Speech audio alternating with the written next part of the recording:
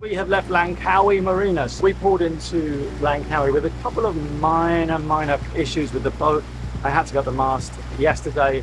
One of the screws had backed out, needed a drop of thread lock, so that's all sorted out. Seawind are sending a batten box out. The mast is obviously a piece of aluminium tubing, and to the mast is screwed, it's tapped and screwed, the mast track, and the mast track is where the batten cars go up, and it allows your mainsail to come and go and come and go. When we got in, I'm just going to do a course alteration. When we got into our anchorage a couple of 3 nights ago, the main just wouldn't come down. It was jammed there. So we hand pulled it down. We tried using a reefing line, and eventually it came down.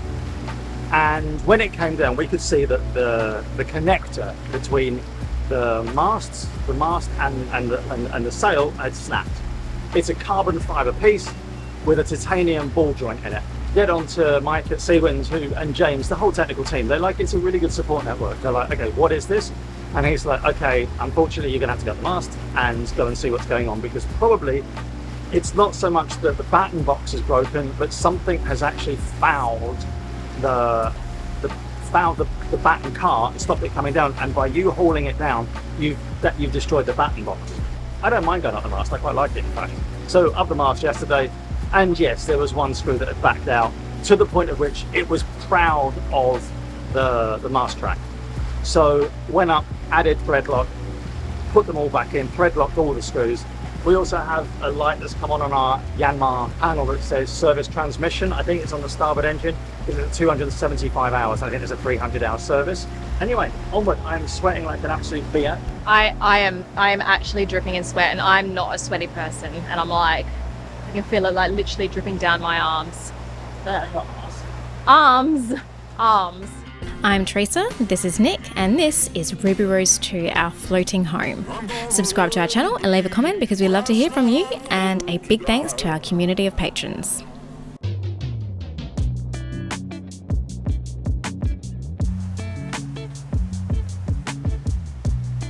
Goodbye, Langkawi.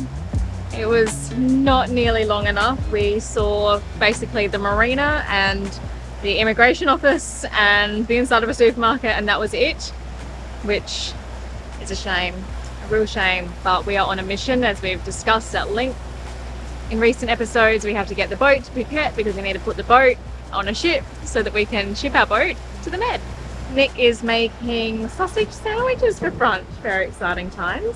You get a wee hot toasted brioche with tomato, a wee bit of butter, some ketchup and some mustard that I picked up from a store. What? It's a wee Glaswegian accent. 25 miles to go. Hell, I got 24 minutes to go. I think Nick's in a good mood because he's about to get a sausage sandwich. Oh, and I'm in a good mood because we're going back to Thailand, and I have very much enjoyed our time in Malaysia, but I've got a soft spot for Thailand. And also, us being back in Thailand means that we've almost made it, which is obviously a good feeling.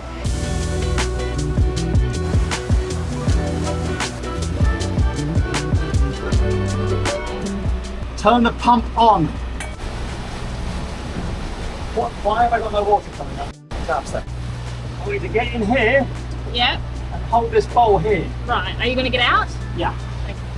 There's water coming out. There's water coming out. The dribble.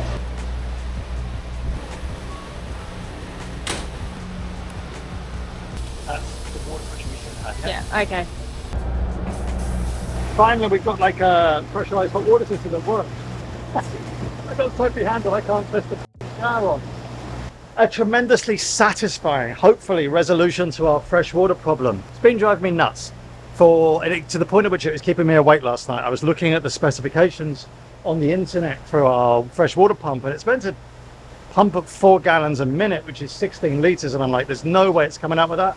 I decided while we were on passage today to just sit down, look at the entire run from the freshwater uptake down to the water pump, and then if need be beyond. So firstly I took the pickup, disconnected it at the first junction and blew through that, and a load of crap came out. Then I took from the valve, the isolation valve, to the water pump, which is literally just a length of tube and a valve, blew through that, couldn't get anything to come out. So took the valve apart. The problem is it's a 15mm tube. It's a 15mm pipe, and the valve constricts it to about 8mm. And we had literally a 9mm piece of gel coat that was just jammed in there with a load of other stuff. And this is what the symptoms were. Turn a tap on and we'd get really good water pressure for about 5 seconds, and then it would just dwindle. Clearly what's happening is that as soon as you turn the pump on, what happens is this little piece of gel coat goes flying into the valve, jams, slows the water down, and then creates a back pressure. When you turn the pump off, it goes back out again. So it was just about clearing that valve. The first time is a difficult one, and tracing the fault. If it happens again, we'll know exactly, or I will know exactly where to look. But satisfactory resolution, because the water pressure is up to speed everywhere, and the stern shower is working fine, and the washing machine should now be working fine, and the tank is filtering stuff perfectly. And so yeah, finally we have hopefully the end of our freshwater issues.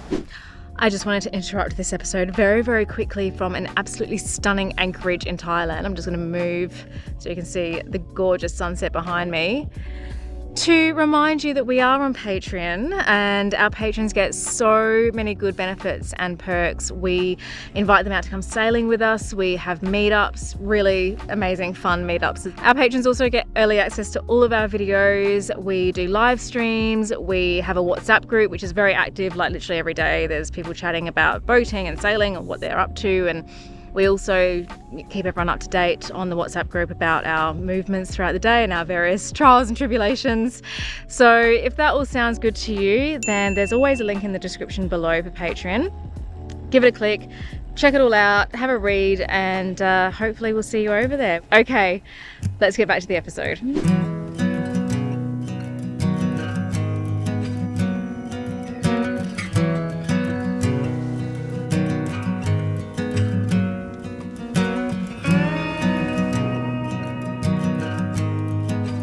So, Thailand again. Looking forward to be back in Thailand. I love Malaysia. I like Thailand.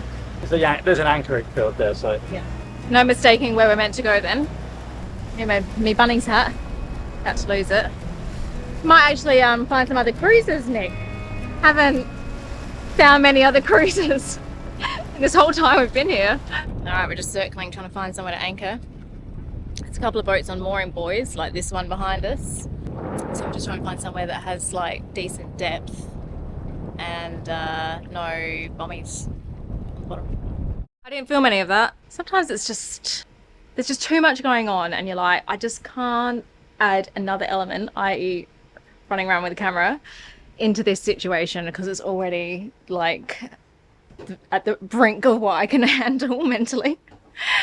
We must have done about 4 laps around this anchorage. It is a tough anchorage, and we were lulled into a full sense of security because there's so many boats at anchor here. We're like, oh, this is where everyone is, it'll be fine. We just went around and around and around in circles. We tried to anchor. Nick dove on the anchor and he just like jumped in the water and was like, straight away there are just coral bommies everywhere here. So we got nervous and we just raised the anchor straight away because we're like, what if we swing in the night, which we're supposed to do, and our chain gets wrapped around a bommy. I mean, you don't want to damage the coral, but also we don't want to like get stuck with our chain wrapped around a bommy.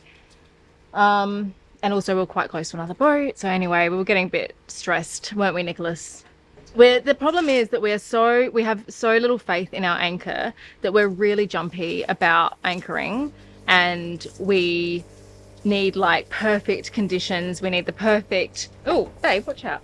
We need the perfect holding, and this is like deep shelving, like quickly shelving, coral bommies everywhere. Yeah, we're just like very jumpy about our anchor dragging after that one time. But since we've arrived, no less than 3 boats have come and anchored in this anchorage. So Just come and put the fucking anchor down and they're away like what? I know. Look at this one. They just make it look so easy. I don't know why we get so stressed about it. Maybe we should just like chill out a little bit. That's the secret to good anchoring, just to be more chill. So look, these guys just arrived. Meanwhile, we were circling for like a solid, I want to say at least 45 minutes. Oh well, at least we give the anchorage a bit of entertainment. It is actually so beautiful here, isn't it? It is, yeah. We'll just sit here and decompress for a while. I don't know about you, but I could do with a little sundowner. It is a beautiful, beautiful evening here in Koh Lipe. I don't even think that we've talked about where we are. We're in Koh Lipe. As you can see, we've done some laundry. Can you see my knickers? No, you can see Nick's knickers. Anyway, yeah, so we're going to go and have a little celebratory drink. First night back in Thailand. Very exciting times. These coral heads, good grief. They look really good. Pretty deep, I think, Nick. Just go slowly, yeah? All right, slow down. All right, let's find some beer. Where do we go? Cheers.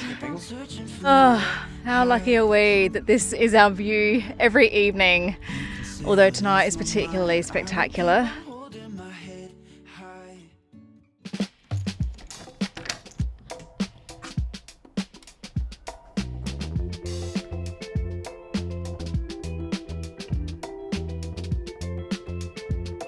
Good morning, everyone. We are just leaving Koh Lipe behind me, and unfortunately we can only stay the one night, and I'm regretful of that because it was absolutely beautiful, especially going through the islands of the national park this morning. It just looked stunning. Very, very still, windless, calm morning. We had a very hot night. There was not a breath of wind, and it was one of those like really hot, sticky nights. So neither of us slept particularly well. We do have air conditioning, as you may know. We don't really like running the air conditioning unless it's an emergency, unless we really, really have to, because we're still working out to what extent it depletes the batteries. And a very, very still, calm morning, and now we are on our way to somewhere called Koh Rock, R-O-K, Koh Rock. No point getting the sails up, there's literally no wind at all. So we're just motoring along. Now we have 30 miles to run today until our waypoint, which is great. A tiny little archipelago in a national park, so we have no Wi-Fi signal, but you know what, it's pleasant. I tend to, when I'm on passage, just potter around cleaning. The only negative, and it's only a minor quibble, is it's just so bleeding hot in here. It's absolutely stunningly hot. According to it's 33, 34 degrees, 100% humidity. We were here, and we're going to this little waypoint there. 33 nautical miles. I've only trying to fix this reel. I've worked out why it's the bit that got dropped overboard. It's this little thing. I can't fish without it, so. This bit goes there. Yeah, so I need to fashion something with what I have on board. Only 9.5 miles to go. We've got 4 sailing boats coming up behind us, and I'm sure we'll get there first, which I'm pleased about because there's a mooring field, and I don't know how many mooring buoys there are, but I think that this is a fairly popular day trip destination from the surrounding islands, so obviously we want to pick up a buoy. I could really do with a nice cold swim. That is what I feel like doing. So fingers crossed that's in my near future. Ready to go, check. Bunnings hat, check. Binoculars, check. I'm ready to go. We are just approaching the mooring field. Let's have a look. This is awkward. Too much going on here. 1 sailing boat at anchor and 3 or 4 like day tripper boats. So hopefully there's a mooring left for us and the several boats behind us who are also coming into this anchorage.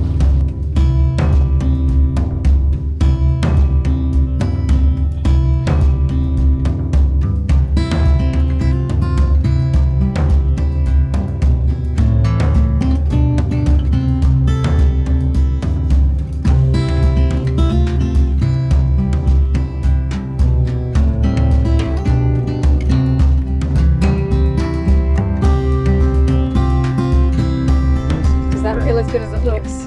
It does actually. The water's warm. Yeah. It's 32, 33 degrees, but it's crystal clear. Oh! Oh, that was definitely not my most graceful moment. Bit of a current. Oh, okay, I'm already kidding. Okay, it turns out the currents are quite strong.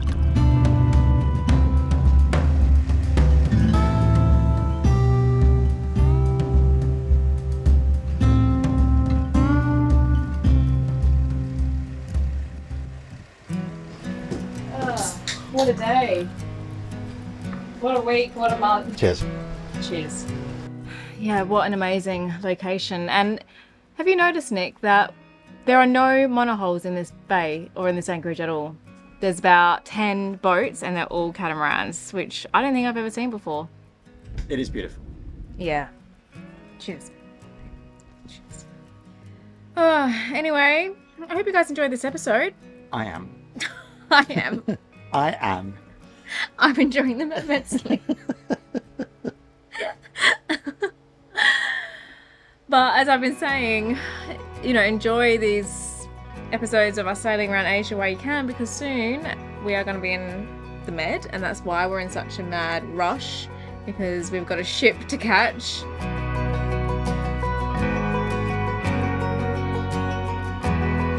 Alright guys, if you're enjoying these episodes, then please subscribe to our channel. It actually really makes a big difference and we really appreciate it. And give us a thumbs up, and we'll see you next week with more sailing and exploring around Thailand. Take care. Bye.